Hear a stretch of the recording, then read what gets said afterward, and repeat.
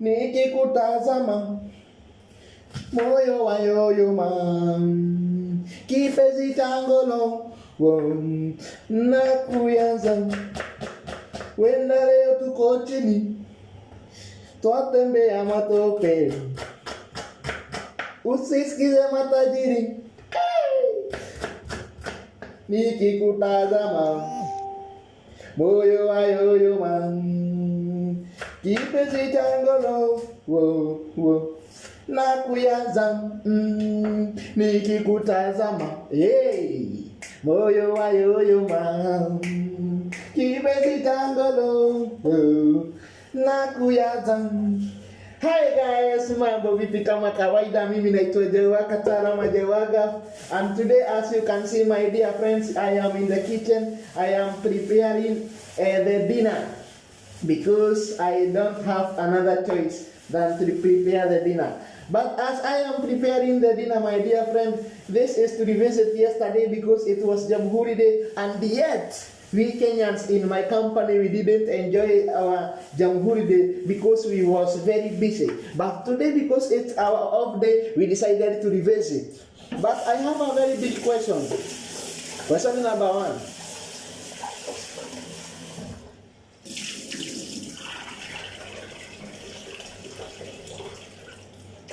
But I have a very big question.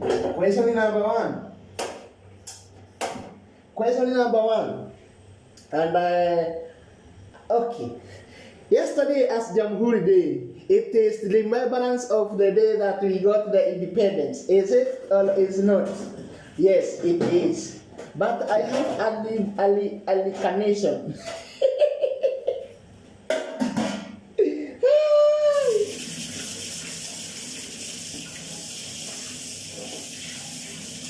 As I always tell you guys that I am a chef and nobody can beat that. I am the best chef in this industry. And as you can see, we have another onion here. And the way to cut onion, you must cut it first. So that your food will be very sweet. And when your food is very sweet, you will enjoy. And here we have the peas. Peas is adobo. We have a piece. Oh, it is already boiled. Wow. These are boiled pieces. And boiled pieces are very sweet.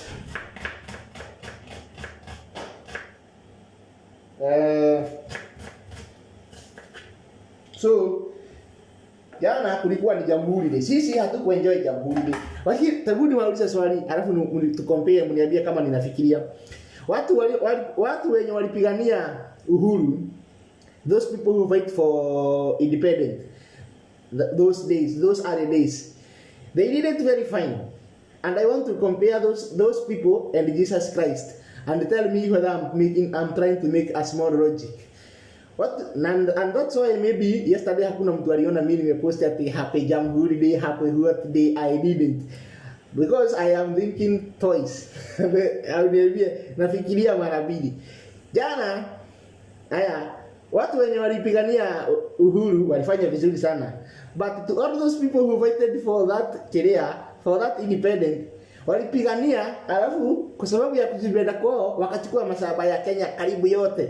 Walipigania lakini wakajinyanyukulia mashamba yote.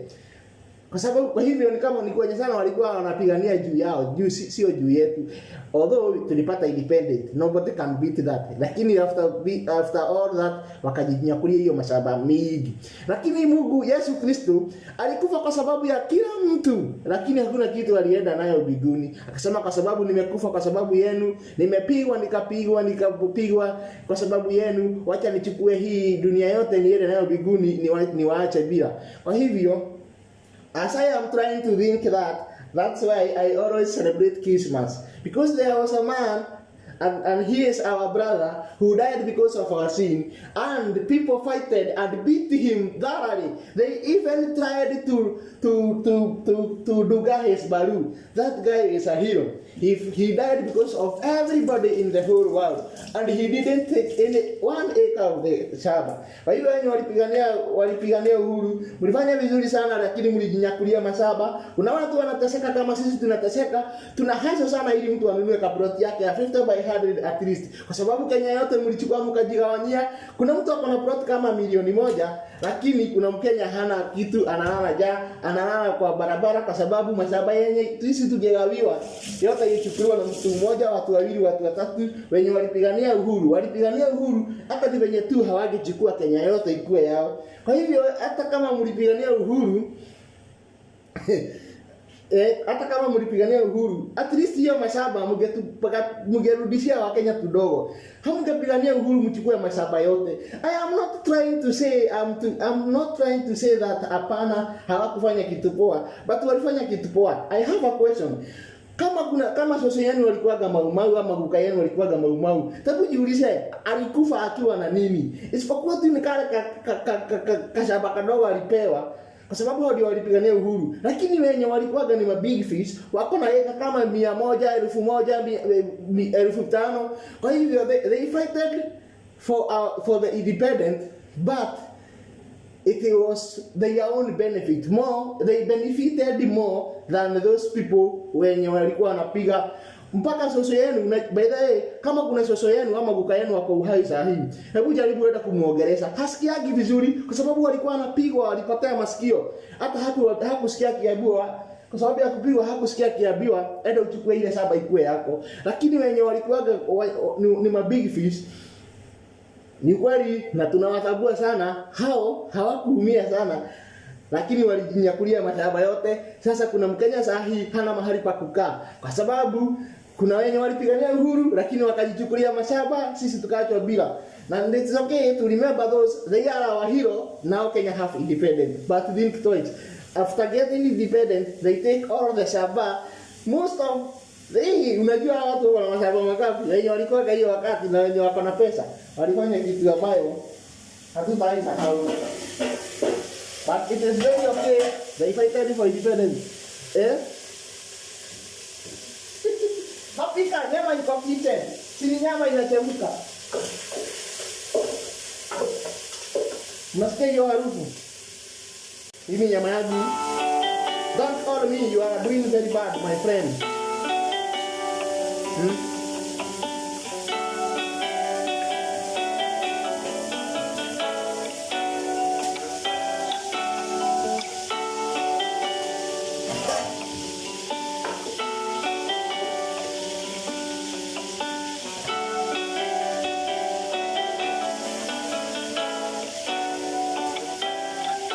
Najua mnajiuliza jao ni nini hiyo umeweka hapo?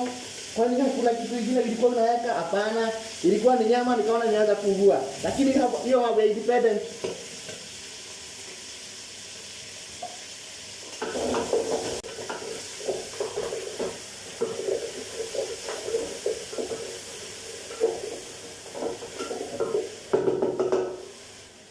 najua mnataka kuniita jao kaparo. Jao unapika nini? Unawaambia napika miji. Unaona hapa kuna viazi. Already nimepika chapo, hata nikuja na chapo muone.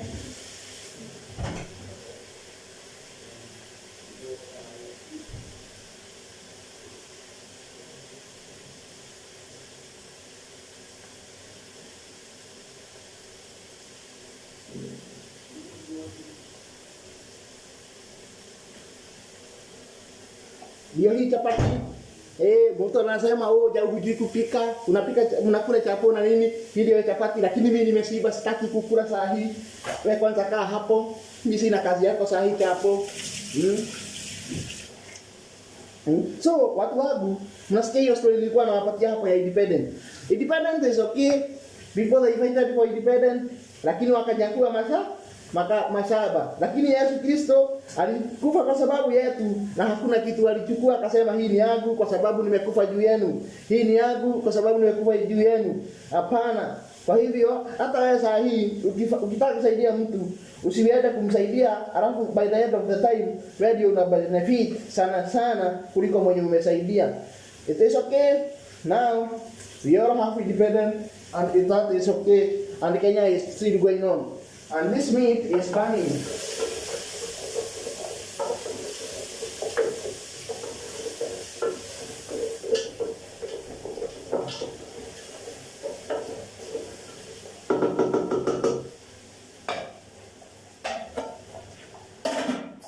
Hii chapo inaniseduce, wacha nikate kadogo nikule. Iwezi niseduce hivyo vyote, ni vibaya.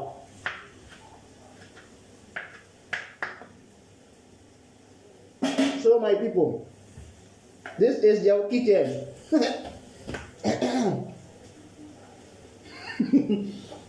Chapo hii ni kitchen, niko kitchen. Chapo nimeweka dining. Nimepeleka huko dining, inaitwa kwa dining.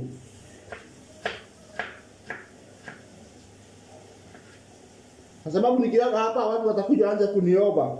Na ni vibaya sana.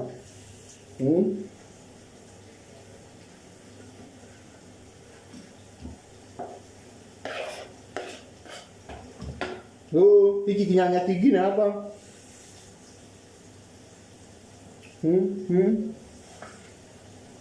Mimi waga ninawapenda sana. Sana. Watu wananiuliza, Jao wewe ni mwanaume kwa nini unajua kumultitask? Unakatakata kitunguu, unaogea, unapika.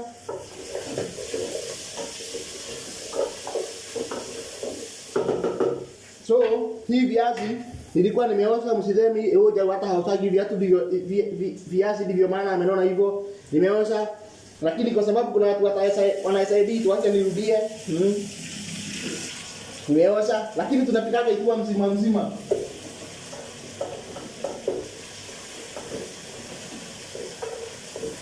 Na msisahau chapati lazima ikulwe na tuminji. Tuminji ni lazima, na tumechemka already. Wow.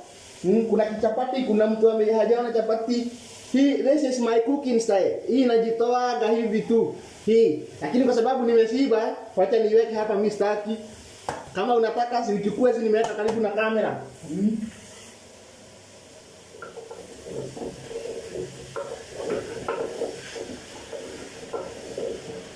Watu wataanza kusema Jao wewe ni mchoyo sana. Hapa hutupea kitu, kwa nini hutupei? Kwa nini hutupei? Lazima tukue na hygiene. Bado unakatakata nyanya. Wow. Jao akatalo, yes.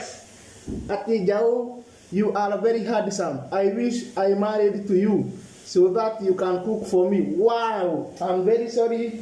I'm very married. I'm sorry. Nani yule mwingine anasema aje? Ati Jao, si unipatie katoto kamoja tu. Nikuwe na mtoto kama oh God.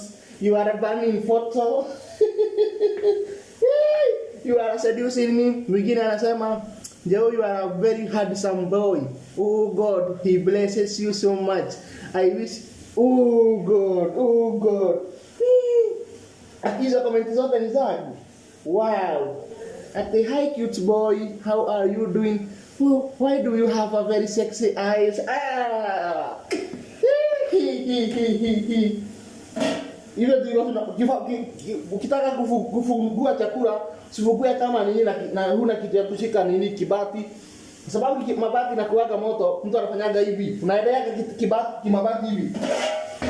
Hivyo kama kaparo, unachukua mwiko unaifanya hivi. Round off to the nearest hurdle, Cheki kama hujui kufanya hivyo. Unaona? Wewe si mpishi bora.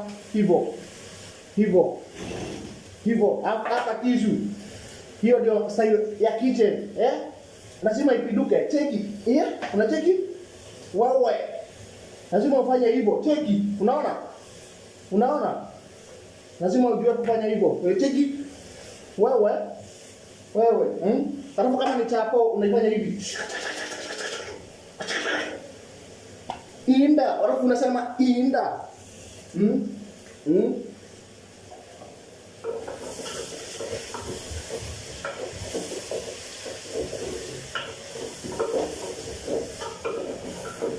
So far so good. Hakuna mtu ameona nimeweka chakula yangu chumvi. Sijaweka chakula chumvi kwa sababu ukitaka nyama iwe vizuri mtaweka chumvi kwanza isikue gumu. Hiyo ni style ninaonyesha. Hapo nyama ikiwa nono sana, usiwahi katakata viazi. Unawekaga viazi kikubwa, ile hiyo uzito, hiyo stew yote inaingia kwa viazi ndani. Hiyo ikinyonya hivi, tamu sana. Takuwa tamu sana. Alafu sisahau kuweka guarenda. Guarenda ni dania. This is guarenda. Most of people they don't know what is dania in English. I open the door, I will suffocate. Most of people they don't know what is dania in English. Dania in English is called guarenda. Guarenda. And I have seen most of the people they are. Jagotiga gomaruga kanoria safasi ni dakiruma. Linda. Hata hakuna chumvi, sijui nani aliiba chumvi. Oh, ndio hii chumvi yetu hapa. Mimi naweka chumvi mingi, nichote wangu niweke chumvi mingi ili wasije kukula. Wakiana nioshe chakula tena, nikule yote.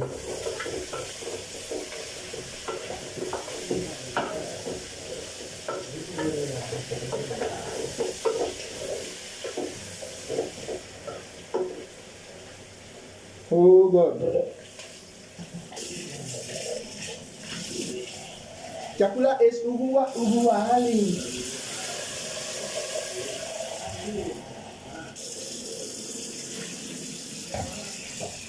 Sasa hii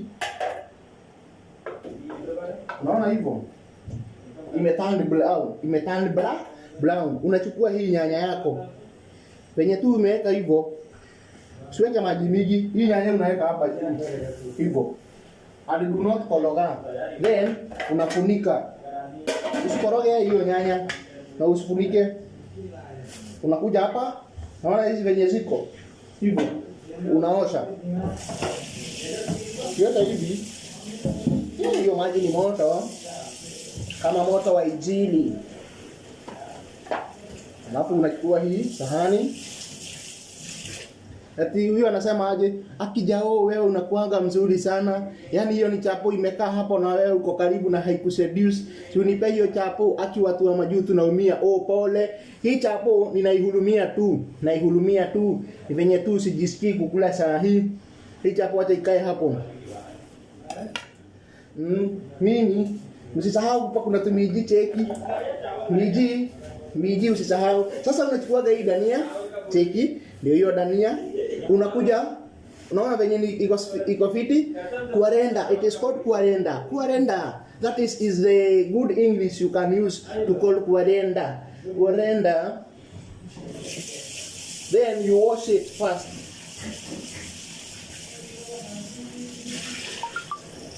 After you wash your guarenda, kuna watu wengi sana. Kuna watu wengi wanatupaga hii nini?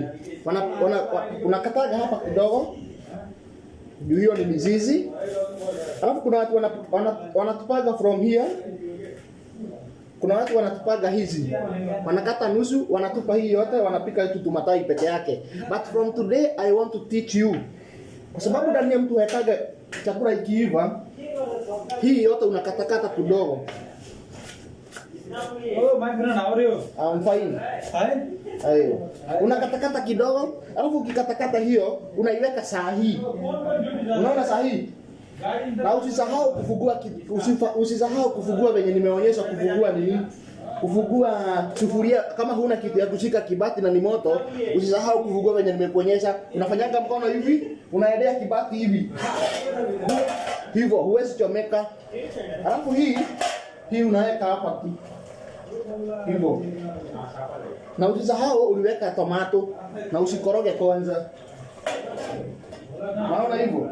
Sasa hii matabi utaweka, hii ndio itakuwa dakika ya mwisho ukizima gas ama ukitoa chakula yako kwa jiko. Kuna wenye wanatumia gas, kuna wenye wanatumia jiko. Hivyo ndio unaweka dania alafu unakoroga tu. alafu inakaa sekunde 5 unapakua chakula, mnakula ikiwa moto, kwa sababu daktari anasemaga chakula moto ndio ya maana sana.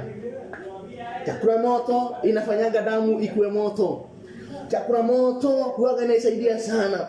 Chakula moto huaga inatoa cholesterol. Chakula moto huaga inafanya mtu asikia, chakula ya bibi yangu ni tamu. Alafu nyinyi wanaume hata unasikia hiyo harufu imeanza kutoka mzuri. Juu ya hizo hizo umeweka saa hii. Imeanza kuleta harufu ya chakula. Chakula moto huaga inafanya chakula ikuwe na tamu. Chakula moto inakufanyaga hata hushibi haraka. Nyinyi wanaume ambao mmezoea kujipikia, mkikula chakula, mkienda kukula chakula ya bibi, mnasikia gazi tamu. Lakini wacha nikuambie siri ya kukula chakula ya bibi yako, hata kama umezoea kujipikia. Ile kitu inakuwaga ni siri ya kwanza, lazima ukuwe umependa bibi yako. Haleluya.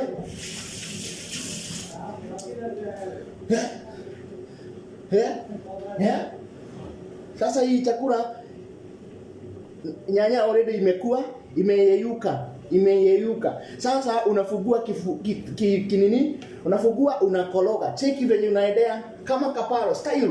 Unaweka mkono hivi tu kama Jack Chan. Na cheki, unaendea ile mabati ili usichomeke, kwa sababu huna kitu ya kushika mabati, unaendea hivi. Hivyo tu, simple. Unakoroga.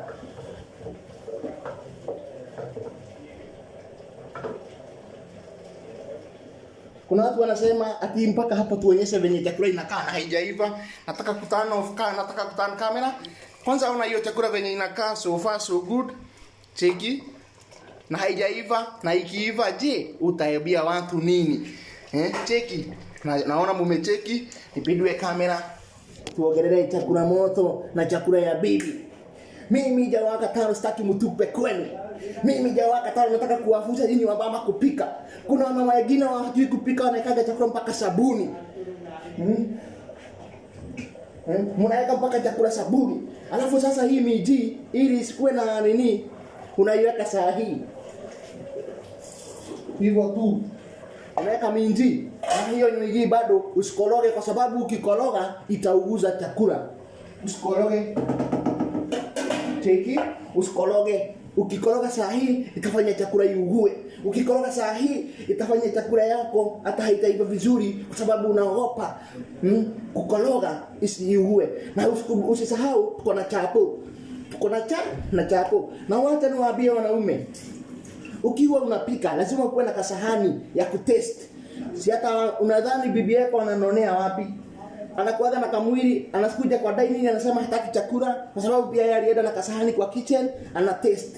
Sasa mimi nitaweka kastiu kadogo ni test na hii chapo hizi. Haleluya.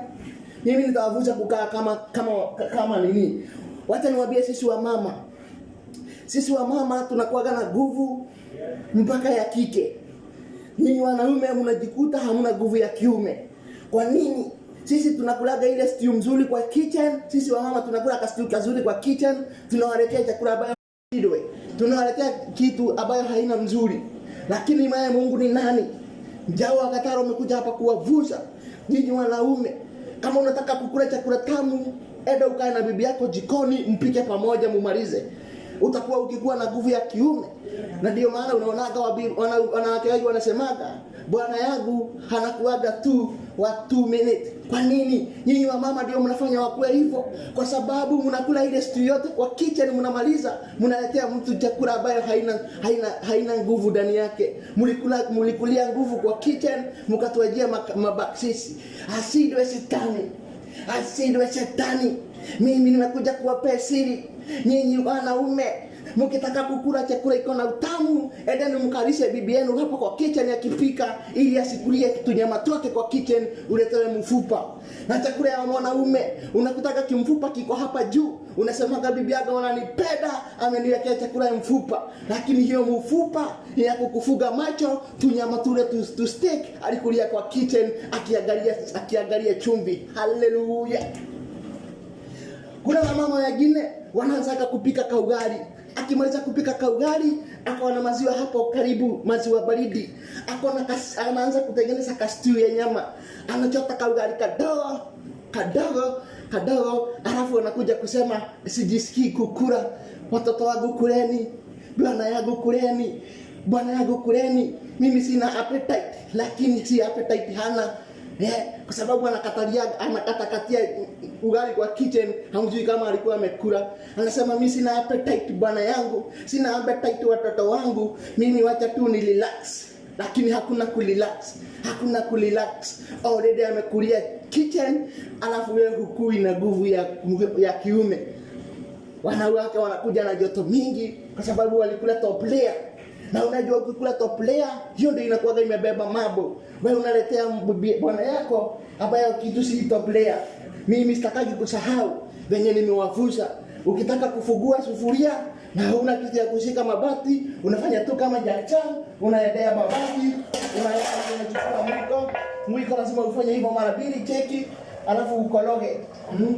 Unakologa sasa. Wow.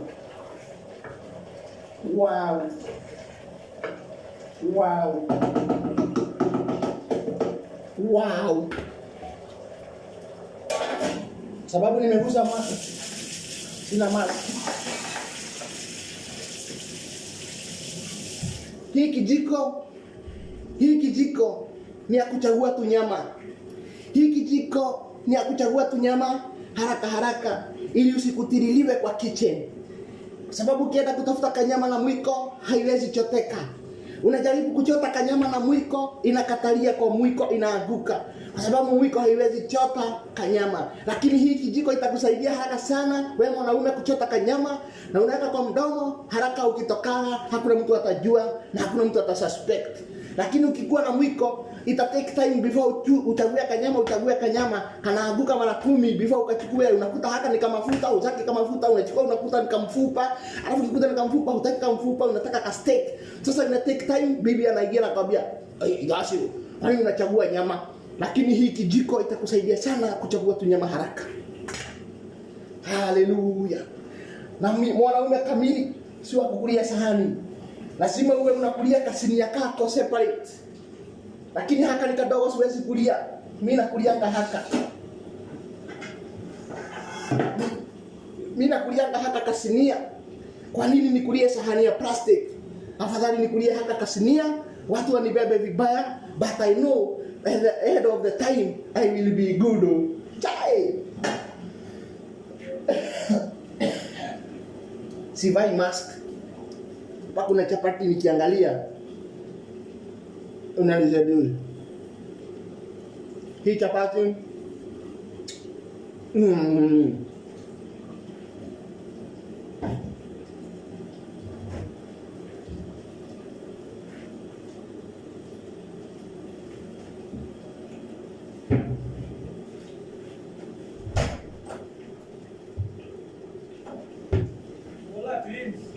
friends.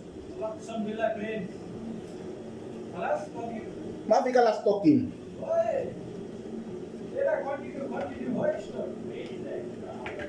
Hawus. Hi.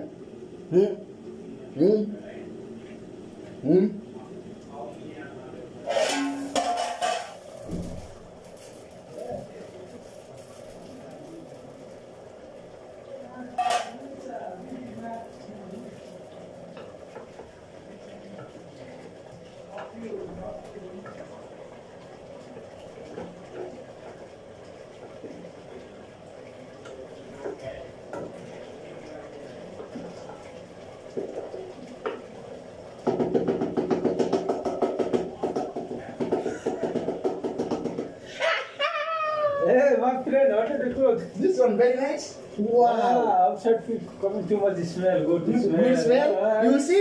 Yeah. I am seducing people. They say that they coming too much good smell. I like this Kenya food. You like Kenya food? Yeah, I like it. Yeah. You like Smell coming outside too much. Wallah. Oh my God. I seduce people with my smell. Yeah. I tell you, you see people, they are coming to compliment. They are saying they are feeling a very good smell because I cook like señorita. Oh my God. Let me tell you. Mimi mwanamke mwenza. Mwanamke ambaye anajua kupikia bibia mwada yake. Ni mwanamke ambaye anajua kupika. Si kutopokania machakula kama mjinga. Watu wanasema chakula yanukia yavutia. Chakula yavutia mwanangu. Najua hata wainusa hiyo harufu. Hiyo harufu pia wewe wainusa. Na usisahau ni yakula chapati mdodo. Ukitaka chakula ya Mkikuyu lazima ikuwe na kastiu kegi. Sababu lazima ikuwe na minofu. Na msisahau hiyo chakula inavutia kwa sababu ya zile vitu niliwaambia. Chakula inakuwaga, unaona hiyo nini ya dania, hiyo yenye mnatupaga. Hiyo unakatakataga, unawekaga kitabu. Hiyo inaletaga harufu mzuri. Wacha kuweka chemical. Pika natural things. Pika natural things. Hiyo inakuletea chakula. Kama unataka kuweka hizo vitu sijui mnawekaga zinaitwa aje. Ati ili ikuwe na harufu. Hapana, katakata hiyo, weka, inaleta harufu. Alafu usisahau hapa tuko na dania ya mwisho, ili itakuwa ya mwisho. Chakula ikiiva, unaweka hapo. Chakula unazima mpaka gas kwa sababu iko na hiyo nini? Chakula ni moto. Unaweka, alafu unakoroga. Unapakua, mnala, alafu mkila. Msikubali mlango yenu igongagogwe mwanangu. Sababu ikigongagogwe itabidi mpuguze chakula ili mgawie mgeni. Abieni mgeni, mwanangu da, si tumelala. Hatutaki wageni. Mbona waja wakati si tunala? Naliweni walo basi tukingine usije. Lakini si mimi nimesema.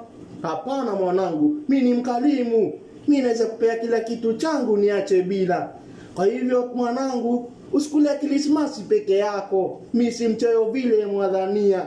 Mimi naweza kupea kila kitu. Hata roho yangu naweza kupatia, lakini nitabaki na nini? Huo ni uongo, wasichana si huanga tuadanganywa. Wanawake, wanaume siku hizi mtafute mistari ingine. Hiyo mistari imepitwa na wakati. Waniambia utanipatia roho mwanangu, wache na nini? Huwezi nipatia roho. Bora tu nipende, lakini ukinipenda nitakubali kupendwa. Nikiona wewe uko na jugu. Jugu si jugu ile ya kukula, ni pesa. Siku hizi wanawake sisi tunataka pesa. Si ukuje kuni-approach na hata nikikuangalia huna kakitu. Ni kweli nitakupenda lakini nazidwa tutala mapenzi. Wachaneni na sisi single mothers. Sisi single mothers tuache tukae vile tuko. Lakini wacha nikwambie mwanangu. Sasa wacha niwaambie, nataka kuwaletea mchezo wa kuigiza. Mimi ni mwanaume nikiingia, mwanaume wa Mombasa nimeingia. Haya. Wacha nibishe.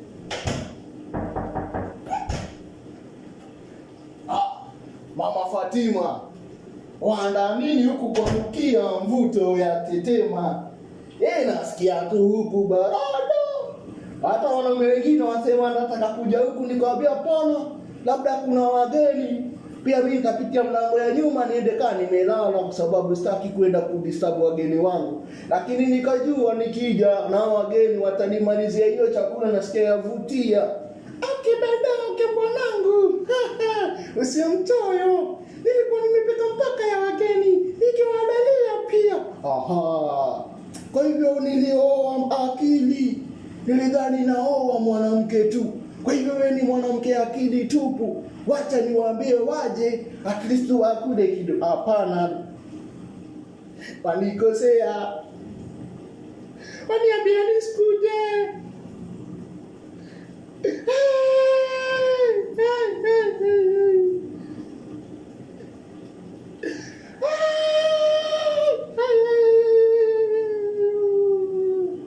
Walia nini?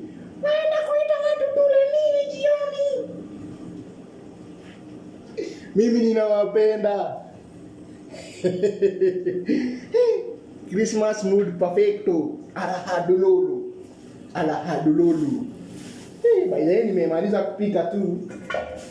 Sasa unachukua tu uchafu. Unaanza kujiandaa kwenda.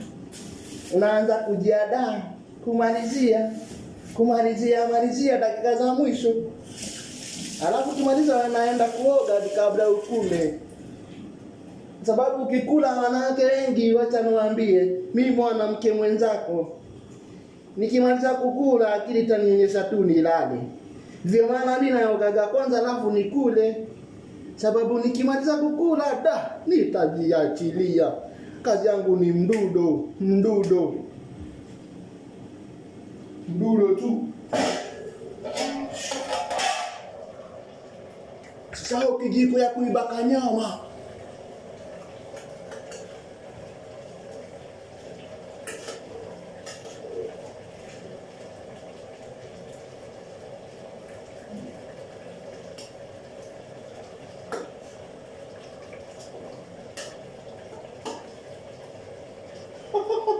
Nimeibaka nyama, mimi ni mwimbi. Wow.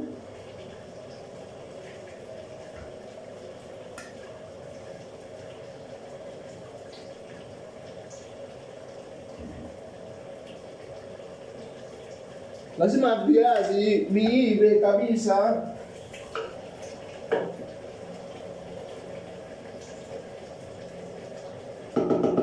Chakula yenyewe ukaiona unaweza dhani nimeiweka paste, lakini hapana.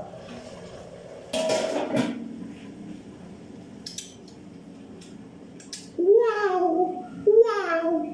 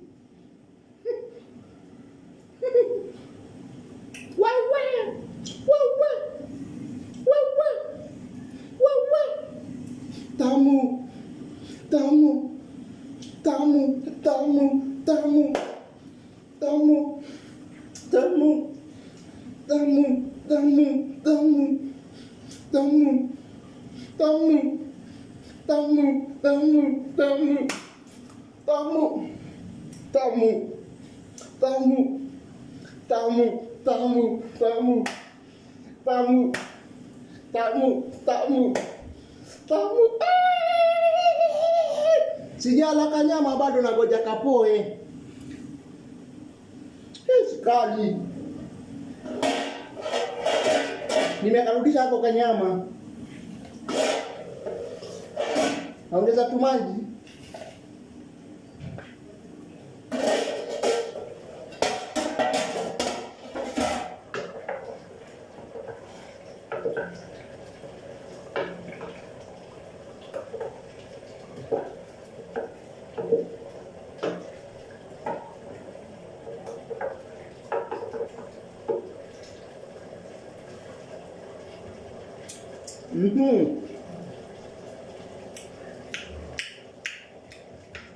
Naweza kadogo tu.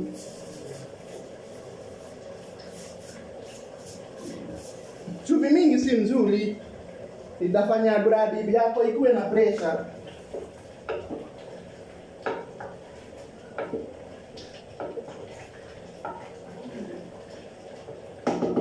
Sasa lazima upime moto. Cheki, lazima huo ni kupima moto. Ukipima moto sasa unaweza fanya kila kitu.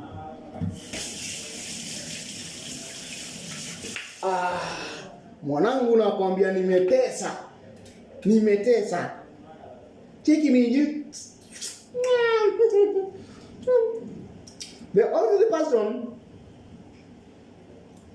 only person can eat from where the food that's down is the cleanest person.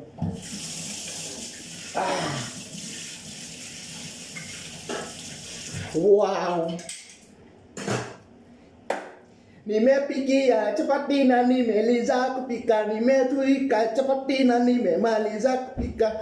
Oi wenyi hamtakula chapati, oi nyinyi hamtakula chapati, mtakula tu kamacho mimi nikikula chapati. Chapati, chapati, chapati, chapati, hii chapati ni yangu, hii sipei mtu, chapati nimepika, hata wewe pika yako.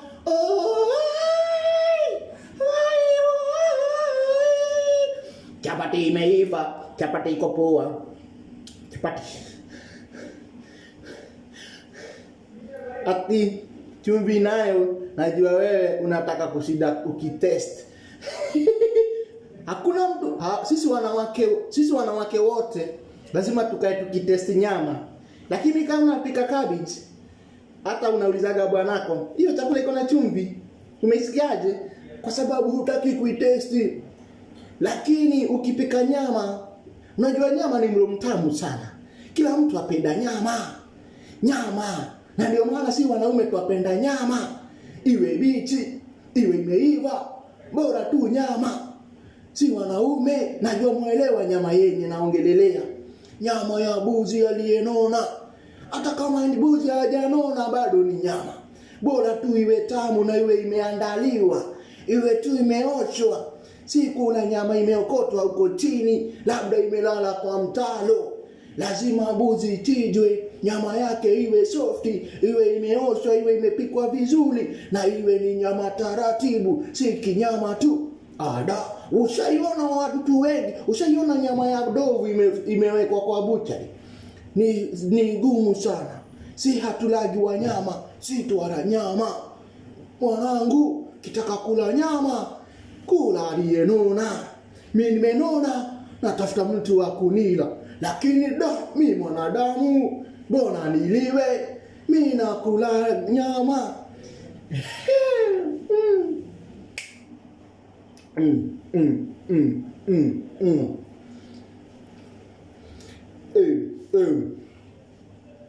Mabebe na mabwana, sikizeni nimwambie about this meat niliona nikabro. Tangu nizaliwe nilikuwa kimna, nani hakujua kwamba mimi ni mna.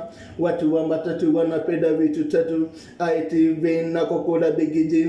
Nikicheka mwani cheka je mwani peda, lakini siwapendi. Mimi ninawapenda sana, mimi ni mpendani, sisi tupendane, visi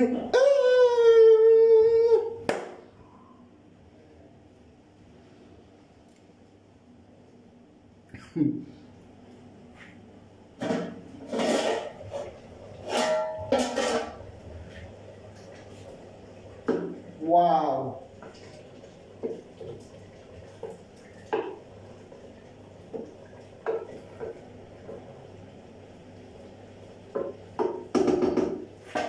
Let me pidua the camera.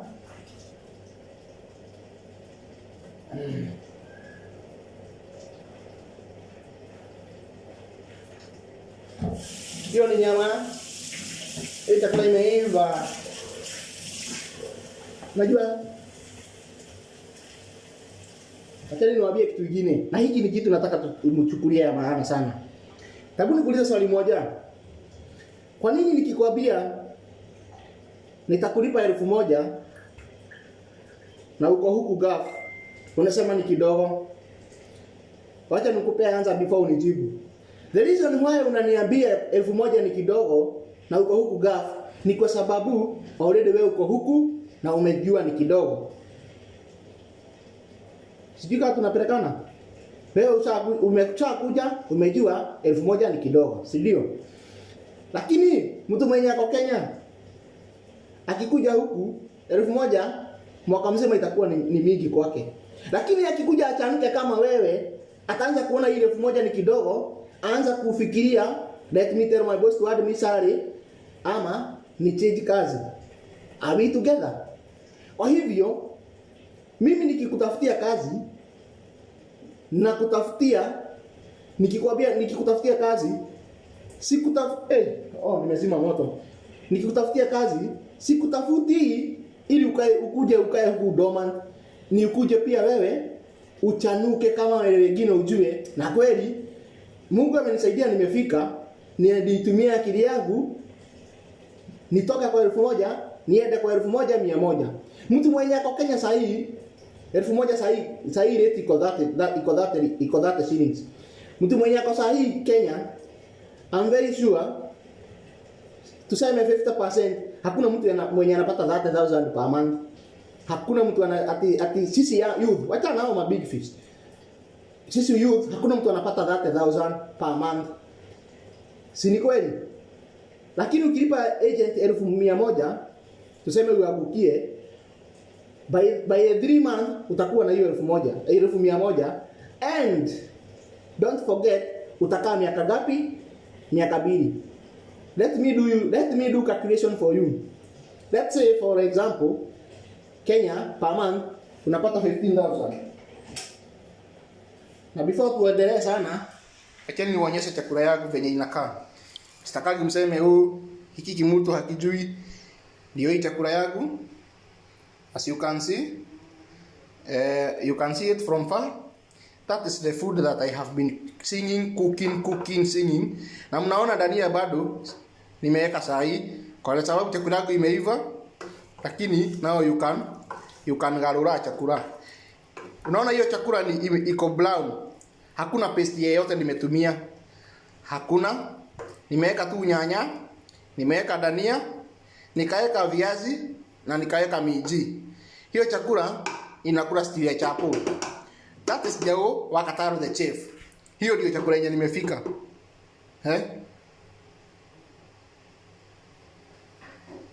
Hiyo ndio hiyo. Hiyo ndio chakula yenye nimepika. Hapana, siko peke yangu, tuko watu wengi. Hii chakula ni ya watu watatu. 3 people's diet. So that is my cooking style. Na chapo mmeiona iko tu hapa hivi. Chapo ni mingi siko kwa nyumba, sasa mnataka niende. Na chakula yetu hainaga mafuta. Haitakagi mafuta. Ukiweka chakula mafuta sana si poa. Although niliweka tu dawa. So nikasema nikikwambia usave hiyo, nikikwambia uwe umesave 10,000 per month, itakuwa ni gumu sana kwako. Lakini ukikuja huku upata hiyo 1,000 kwa sababu tuseme rate sana, achana na 30, sana inakujaga 29. That is 29,000. You can even manage to save 15,000 per month. 15,000. Ukitumia mahitaji yote, you can save 15,000 per month. Lakini ukiwa Kenya, the whole month ni gumu sana kusave, kukua na 50.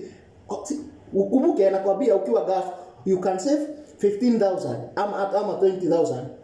Lakini ukiwa Kenya, hiyo 1 month ni gumu sana hata ukiwa umepata hiyo 15,000 mwezi yote mzima. So, between me and you, who is using logic? Tumia akili. Ukikuja huku niliwaambia bora tu ufike. Bora ufike. Ukifika mtu anatamkaga. Unajua mimi sijakuja huku kazi iko mingi sana Kenya. Mimi nimekuja kutafuta nini? Pesa. Wacha niwaambie for example. Sahi huku wanaume ni wengi sana wenye wako huku. Walikuja security, lakini job yenye wanafanya sahi ni job ya Tarabat. Mimi sijaifanya na Tarabat. Lakini ni job ya Tarabat. Nikikwambia trick ya Tarabat, unaweza ona ni kweli mimi hakunaga akili natumiaga. Ni kweli mimi ni mjiga. Na kwa sababu saa hii kama kuna security na unalipwa 1,700, sasa nikakwambia uende ujitafutie Tarabat. Wewe utaomoka na utakuwa sonko within 1 year. Let me give you a small detail of Tarabat. Maybe wanaume wewe hujui kwenye venye kunaenda. Tarabat unafanya 12 hours. Every hours ni 5 riyal.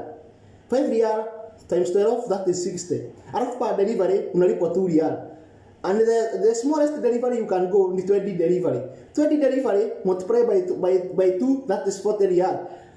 Plus 60 riyal. So per day una make 100. 100 per day. Na utapewa cash, unapewa every month. 100 times 30 ama times 31, that is 3,100. 3,000 per month. Alafu wewe unashidaka hapo security unalipa 1,700. Bwana nisikuchaniwe. The reason why watu wengi wanakataa kwa sababu ni kazi ya pikipiki, wanasema it is very risky na hizi barabara. It is not risky. Actually it is the best way and it is the best choice hata kuliko gari. Kwa nini? Delivery ukienda na pikipiki unaweza enda delivery kama 5 mtu wa gari akiwa kwa traffic, kwa sababu wewe unaenda tu kupenya. Tena huku hakuna mahali mnapitana na gari hivi. Hakuna in one way. Inakuaga kama ni kwenda hivi mnaenda hivi nyote. Kama ni barabara nyingine mnarudi hivi nyote. Kwa hivyo ni gumu sana mtu hata sijui unaogopa nini wewe ni mwanaume. Although watu huku wanaendesha gari kama si mnajua tu, but you can make a lot of money if you use common sense. Don't use sense, use common sense. Those are combined. Ukitumia common sense utakuwa na pesa mingi. Kwa hivyo hata wewe mwanaume uko kwa security, sasa hii watu pesa ziko mingi. Sasa hii watu wa security wanaenda hiyo Tarabat wanaenda hiyo college, wanaenda hiyo rafiki, wanaenda hizo. Jesus kuna pesa mingi sana. I'm not advertising them, I don't know them, but I know how they work. I go underground na wafanyia hiyo hesabu. Hujakuja huku kwa sababu ya kazi. Kazi iko mingi sana mpaka ya mjengo, lakini huku ni kutafuta pesa. By one year you can save even 1 million. Lakini bwana tuseme una save 100. Kuna pesa mingi. Sababu watu wengi wanatengeneza mpaka 4500. Huku pesa iko, lakini niliwaambia bora ufike. Wewe bora ufike. Wacha kuambiwa na mtu ati 1000 ni kidogo kwa sababu already yako huku. Yeye anajua ni kidogo. Kwa sababu alianzia na hiyo, akachanuka akakuwa anaongeza 300. Lakini mimi nikwambia kama unatumia akili na kama uko na kichwa timamu, wewe bora ufike. Na ukifika, trust you me. If you have God with you, and remember I told you people of Gaf, and I will always repeat, in Gaf, hata wewe msichana, you don't need a good boss, you need a good God, and you must be a prayerful person, and if you pray, God will always answer your prayers. I always do mix and match about my live videos because mimi ni mtu wa vitu mingi. Mimi ni mtu wa vitu mingi. Wasichana sahihi, wasichana mwenye mko kwa nyumba, hata nyinyi si niliwaambia na nikasema wasichana sahihi wenye niliwaambia your working hours nilikuwa nataka kusema working hours should ikakuja hours. Your working hours should be less than 11 hours ama 12 hours. Usifanye more than 12 hours. And if you extend, that should be a overtime. Na unafaa ulipwe with your basic salary. I know most of you don't know what is the meaning of basic salary. And hiyo ni kitu imekuja kuchanganya watu wengi mpaka huku Qatar. They don't know the meaning of basic salary. But if you want to know about basic salary, hata wewe mwenye uko Saudi Arabia, hata wewe mwenye everybody who is in Gulf, if you want to know about the basic salary kama hujui, kwa sababu I know there is those people who don't know. Hata hawajuagi ukienda vacation unafaa kulipa, you are supposed to be paid leave ya 1 month yenye hujafanyia kazi. Kama unaenda December unafaa ulipe mshahara ya Januari. I know most of you people they don't know, but me I know. And I will continue educating about these people until tukue kama watu wa Philippines, because they have their government, watu walisikia kilio chao, those people are very good. Hawa watu mpaka wanaekwa vizuri sana. Why? According to the contract, you should have a very good housing. Mimi ni kitu nimejionea kwa macho kwa sababu tuko na wao. Their houses are very neat. Nini? Wow. Kizungu imetoka kwangu. I can't believe. I don't know even the meaning of neat. Those people wanakaa maisha poa sana kwa sababu ya serikali yao. Hata wadosi wanawaogopa. They fear them. They fear Philippines. Why? Because they are conjoined with the government. But we Kenyans, hata ukikuja serikali ijue kama ulikuja. Nobody know. Mnaonaga tu mkiwekea kwa stamp. Lakini unasikiaga kuna human trafficking. Yalipitia wapi? Ndege gani? Kama kuna mtu anapita airport akikuja Qatar na hufai kupita bila hoteli ya kukuja quarantine, unapita aje airport? How do you we need to go with this system, my people. And if we come together, our government will hear our cry. Now they will have a fixed salary and we will have a contract, yeah, maybe like 1 year. Kuna watu wanasema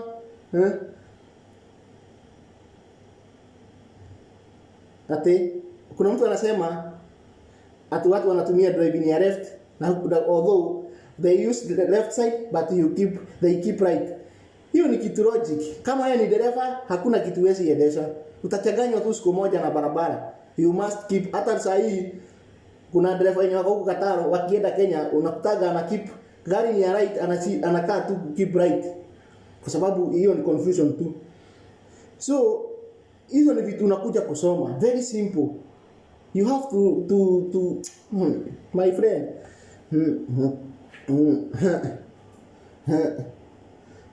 Yes. Me, I have finished cooking And after finish cooking, I also finish cooking my story. Mimi huwa nasikia kulia nikiona mtu anateseka na ninajua sheria. Mimi sheria hakuna kitu mzuri. Ndio maana unaona mtu kama Miguna anasumbua na serikali kwa sababu anajua sheria and he knows his right. Ukijua, if you know you are right, you will always feel guilty. Hii chapati sitaki kukula saa hii mimi. Sina appetite. Kipika mtu hakuwa na appetite. Kwa hivyo wewe mtu mwenye kwa Kenya, mimi nitakuchanua kwa sababu mimi niko kwa ground. Na kwa sababu niko kwa ground, lazima niwaambie venye mambo inatakaga. Lakini usisahau, bora ufike. Kama ukipewa hiyo mshahara kidogo, wewe bora ufike. Ukifika kama unatumia akili na kuambia utaomoka na hutaboromoka. Utaomoka. Then do not come with your own expectation.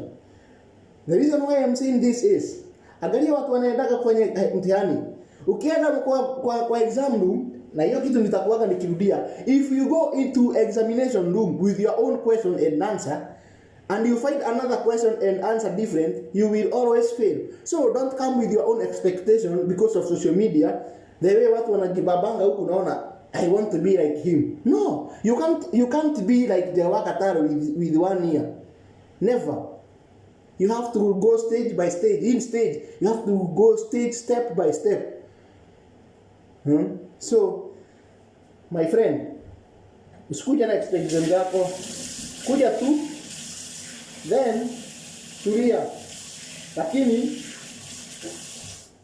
nikawaambia usikuja huku, usikuja na kiberebere, utatumiwa. Na ukitumiwa, utaanza kutulilia. Kwa hivyo lazima ukae gangari.